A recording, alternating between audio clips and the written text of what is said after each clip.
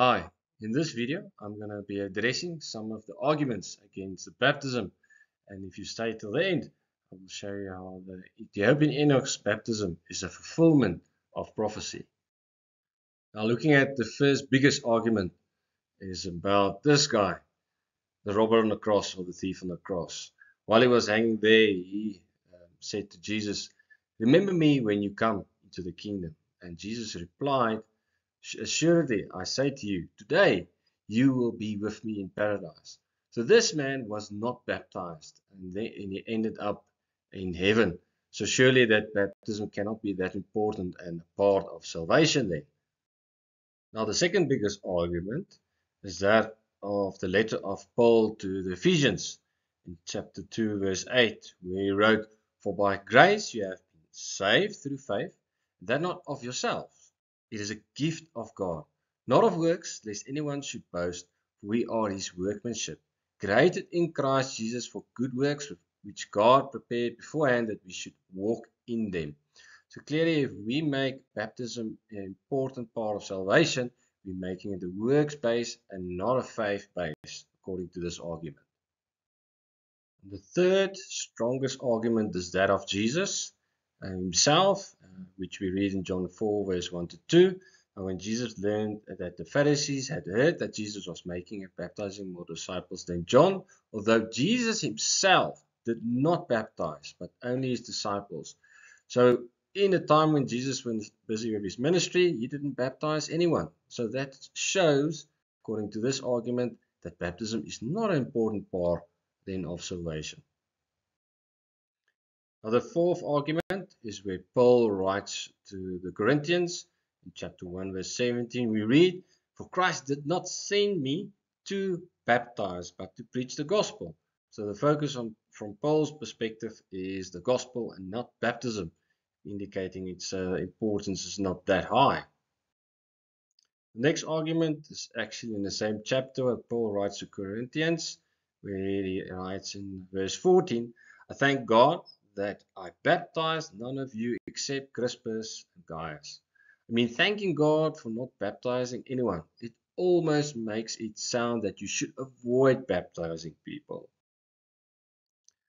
The sixth argument that's being used is for the household of Cornelius, where Peter went, he preached Christ, and they received the Holy Spirit, as we see in verse 44. While Peter was still speaking these words, the Holy Spirit fell upon all those who heard the word. So they were saved when they received the Holy Spirit, and they weren't baptized before that. So baptism cannot therefore be part or important of the salvation process. Now, to address the first argument, we need to look at the timeline of the covenants. And to do this, we're going to look first in the book of Jeremiah, chapter 31. Now, God is speaking here, and he says, "I will make a new covenant." And it continues, "Not like the covenant that I made with their fathers on the day when I took them by the hand to bring them out of the land of Egypt." So we know the previous covenant started already when Moses led the Israelites out of Egypt. So when and how, where does the new covenant start? This we can get clarity on in looking at Hebrews 9 verse 16 to 17, where it says, "For where there is a testament, there must also of necessity be the death of the testator. For a testament is in force after men are dead, since it has no power at all while the testator lives." So the old covenant was up until the cross, and a new covenant started after Jesus died and was resurrected. Now after this, also Jesus ascended to heaven, and later on then the Holy Spirit was given on the day of Pentecost. So during this time before Jesus was ascended, he said this in the new covenant period. We read in Matthew 28 from 18, Jesus said, "Here come and said to them, all authority in heaven and on earth has been given to me. Go therefore and make disciples of all nations, baptizing them in the name of the Father, the Son, and of the Holy Spirit, teaching them to observe all that I have commanded you. And behold, I am with you always to the end of the age." So Jesus commanded them to make disciples and to baptize. We also read in this period in the new covenant after Jesus was risen in Mark 16, where he says, and he said to them, go into all the world and proclaim the gospel to the whole creation. Whoever believes and is baptized will be saved, but whoever does not believe will be condemned. And these signs will accompany those who believe. In my name they will cast out demons, they will speak in new tongues. So this is the things that Jesus said after he rose from the dead, clearly indicating the importance of baptism. He did not say these to his disciples while he was still alive before the cross. So we are now in the new covenant time period, of which there's different obligations versus those of the old. And we can look into this further in Hebrews 7. Therefore, if the perfection were through the Levitical priesthood, for under it the people received the law, what further need was there that another priest should arise according to the order of Melchizedek, not be called according to the order of Aaron? For the priesthood being changed of necessity, there is also a change of law. So Jesus brought in a new covenant which had new obligations. And he clearly specifies these obligations in Matthew and in Mark. And that is the time period that we are now. So the robber on the cross was part of the old covenant and the old obligations, where Jesus also had the authority to forgive sins. And that's one of the main reasons why also baptism was not a requirement then. It was not a requirement or obligation under the old covenant. Now, when Nicodemus visited Jesus asking about the kingdom, Jesus said this, most assuredly, I say to you, unless one is born of water and the Spirit, he cannot enter the kingdom of God. Now, this was in the time period of the old covenant and not the new, but he was speaking about the new. And we know this because the Holy Spirit wasn't given at the time he was speaking to Nicodemus. Now, with the understanding of the old and new covenant, Romans 6 becomes more clear. Paul writes, what shall we say then? Shall we continue in sin, that grace may abound? Certainly not. How shall we who died to sin live any longer in it? Or do you not know that as many of us as were baptized into Christ Jesus were baptized into his death? Now this could also only happen after his crucifixion. Therefore we were buried with him through baptism into death, that just as Christ was raised from the dead by the glory of the Father, even so we also should walk in newness of life. This is talking about his resurrection. So this baptism could only be applied, as Paul is explaining the intent of the baptism that Jesus was talking about after his resurrection, when he died and was risen. Verse 5 continues, for if we have been united together in the likeness of his death, certainly we also shall be in the likeness of his resurrection, knowing this, that our old man was crucified with him, that the body of sin might be done away with, that we should no longer be slaves of sin, for he who has died has been freed from sin. So this could obviously not be applicable to the robber on the cross, because again, he was part of the old covenant. He could not die with Christ or be risen with Christ. Now for the second argument, we need to know what the background story is of the start of the church in Ephesus. But before we go there, let's look in the book of Mark regarding another baptism. We read there in Mark 1, John did baptize in the wilderness and preached the baptism of repentance for the remission of sins. So this is different than the baptism we just discussed earlier. So heading into the background story of the church in Ephesus, we read Paul on his way meeting 12 some disciples there. And in verse 2 he said to them, did you receive the Holy Spirit when you believed? And they said, no, we have not even heard that there is a Holy Spirit. And he said, into what then were ye baptized? They said, into John's baptism. And Paul said, John baptized with the baptism of repentance, telling the people to believe in the one was to come after him, that is, Jesus. On hearing this, they were baptized in the name of the Lord Jesus. And when Paul had laid his hands on them, the Holy Spirit came on them, and they began to speak in tongues and prophesy. So here we can see that there's a difference in baptism. And interesting enough, Paul emphasized the second baptism to be done in the name of Jesus, showing the importance that Paul understood of the baptism in the New Covenant period. So looking at Jesus' argument for him not baptizing people, I like to focus on other sections of that verse that people overlook. So in this verse, it says, now when Jesus learned that the Pharisees had heard what Jesus was making and baptizing more disciples than John. So when Jesus was around, people got more baptized, and he was making a lot more disciples than when John was there. So this indicates that the baptism was of importance, although we know it's the previous baptism. But Jesus was making disciples, and disciples needed to learn how to baptize people. So this was one of the reasons why Jesus wasn't baptizing himself. With this information, the works-based argument, we can further break down that when Paul was writing this letter, we can see this in the start of his letter where he says, an apostle of Jesus Christ by the will of God, to the saints who are in Ephesus and faithful in Christ Jesus. As we could see previously, that the people that were at Ephesus were already baptized. The saints are people that are believers. This is not a letter to unbelievers who have not put their faith in Christ, didn't get baptized, who didn't receive the Holy Spirit. So he was not addressing this letter and works not by works but by faith, not to point out baptism, but to point out other things that came into that church to rectify the issues that came into that church, where they started leaving things of faith by doing things by faith and going into works. So it's not applicable to baptism. They were all born again from water and spirit.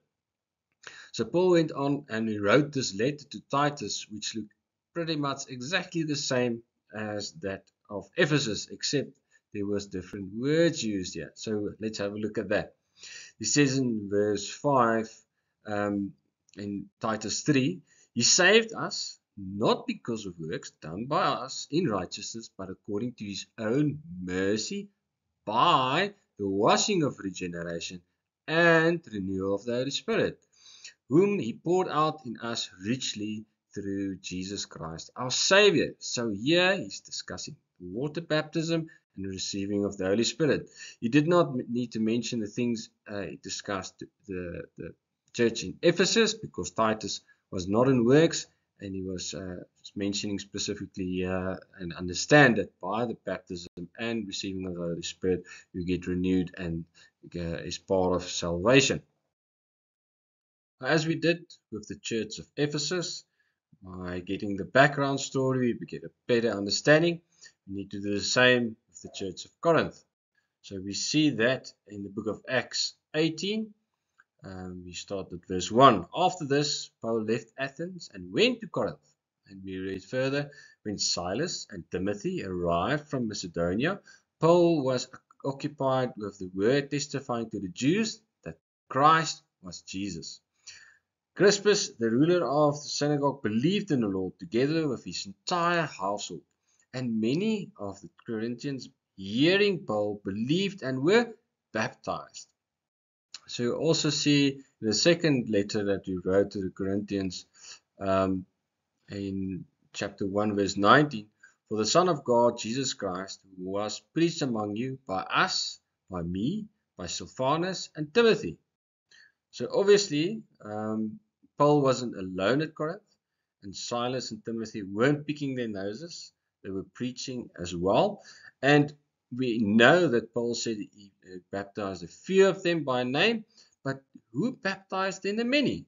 Obviously, this was either done by Silas and Timothy, and they were also obedient disciples, where they also were under instruction by Jesus to make disciples. So disciples needed to know how to baptize.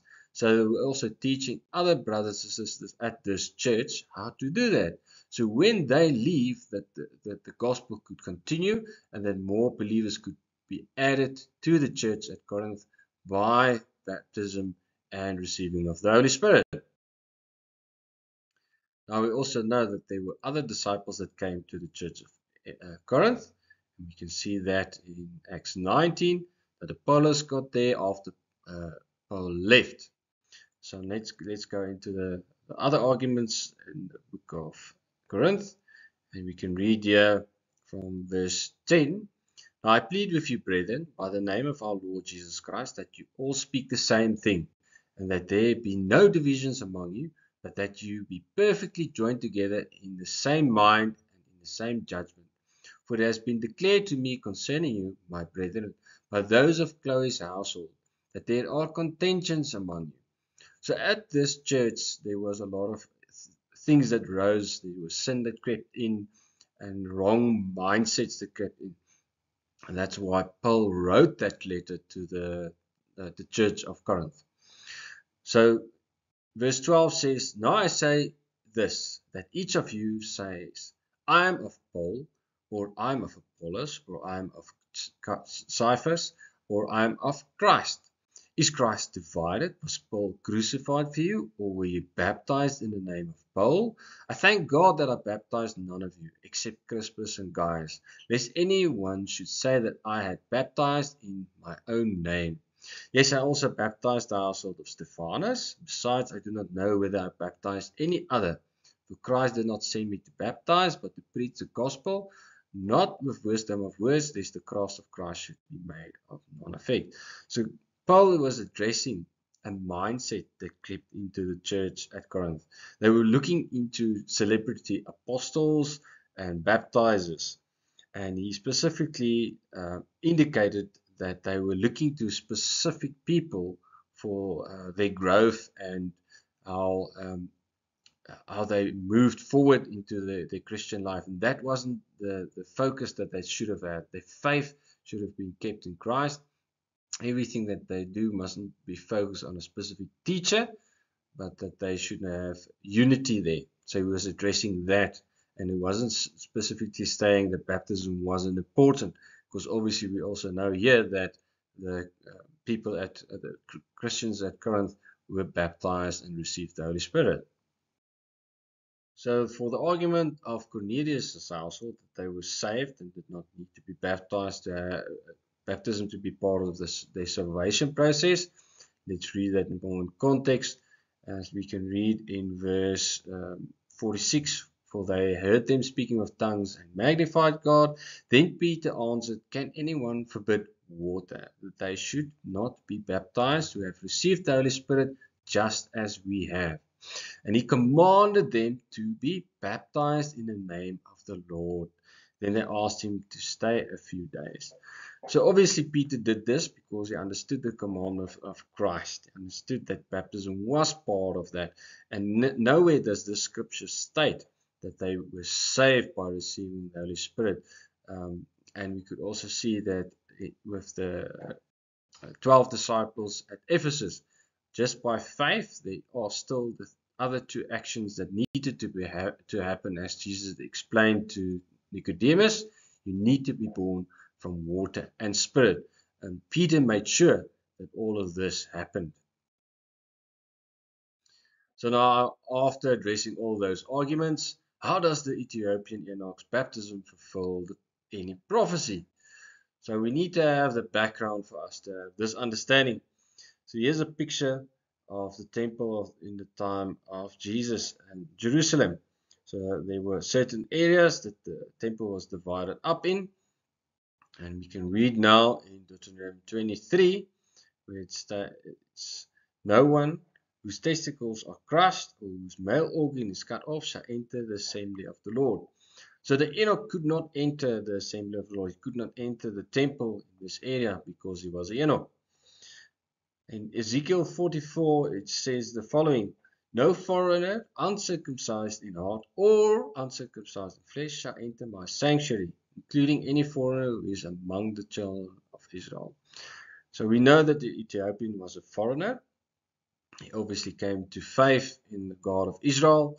He did all the Sabbaths. He came for the feast, and he was a believer, but he could not get close to God. He could not get into his temple. He could not come into the presence of the Lord due to him being Enoch. So we can also read in Genesis 17 how important the circumcision was. God saying, "This is my covenant which you shall keep between me and you and your offspring after you. Every male among you shall be circumcised.